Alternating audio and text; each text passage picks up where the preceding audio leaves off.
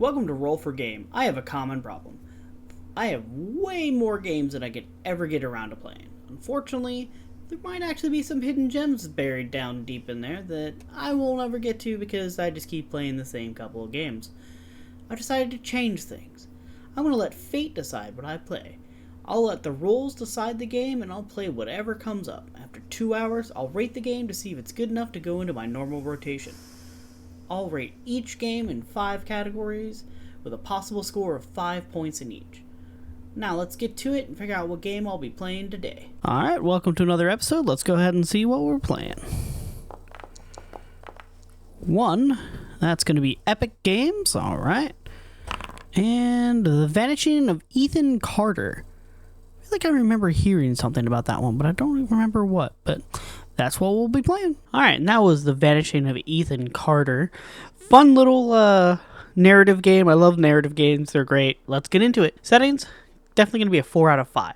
Like, there's a little bit too much in the visual department for me, personally. But I guess for, like, a visual game like this, you really want to tweak the visuals, but a little too much for me to get at a top spot. Controls, 4 out of 5.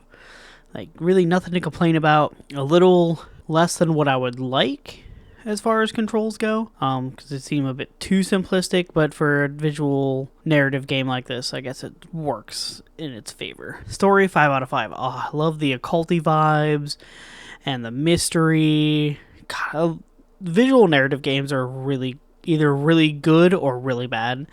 This one's definitely on the really good side of things. Like, I only played like an hour of it, but I want to keep playing. In fact, I realized where I screwed up once and kind of want to go back. That leads us into gameplay. That's a 3 out of 5. The only reason I'm knocking it down is because it tells you up front that, like, hey, we're not going to hold your hand, which is fine, but there you have like a supernatural sense. But you have to be standing in, like, the right spot for it to work. Otherwise, like, nothing happens.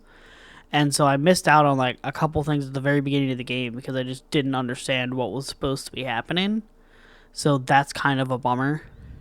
So I gotta knock it down for that. Like, less hand-holdy. Like, I don't need it to hold my hand, but I feel like the trigger for the stuff should be a bigger hitbox instead of having to be standing in just the correct spot. Like, as long as, like, you're within, like, the same area, I feel like it should be fine. So I gotta knock it down for that.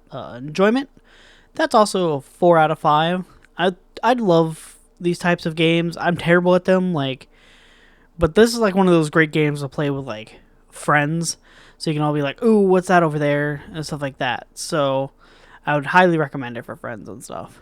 That gives us an overall average of a 4 out of 5.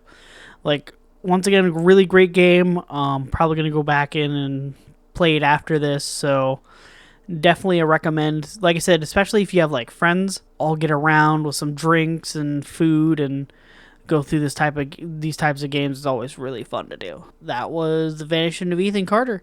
If you made it this far, let me know what's your favorite type of narrative game. Like, is it Ethan Carter? Is it Edith Finch? Is it a different one? Let me know in the comments below. Thanks. Bye. Thanks so much for watching. I hope you enjoyed it, and feel free to check out any of my other videos in the Roll for Game series in the playlist on screen. Also, if you could like and subscribe, that'll help with getting these reviews out there. Additionally, comment what games you hope I'll get to down below. Thanks again, and I'll see you next time.